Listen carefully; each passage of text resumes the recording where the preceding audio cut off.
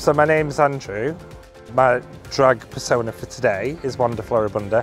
I'm part of the team of staff that have helped organise this event today. It's called Pride in Nature. So I think there's quite a lot going on. We've just listened to some drag story time, which is quite interesting.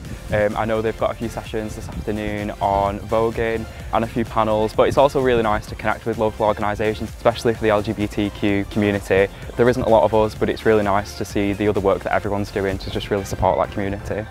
It's tremendous, it's absolutely amazing.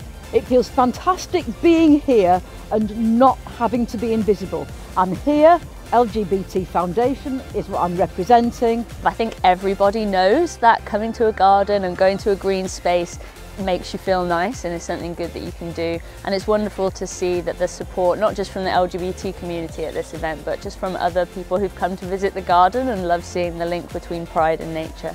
Horticulture, I think, is really important because it links to people's identity, but also their well-being, and a way to cope and look forward to positive things. I think it's really good that the RHS is putting on an event which is really inclusive and diverse as this, because for the LGBTQIA+ communities to have an event dedicated to it is a really clear sign that this is a place for everyone to come along to.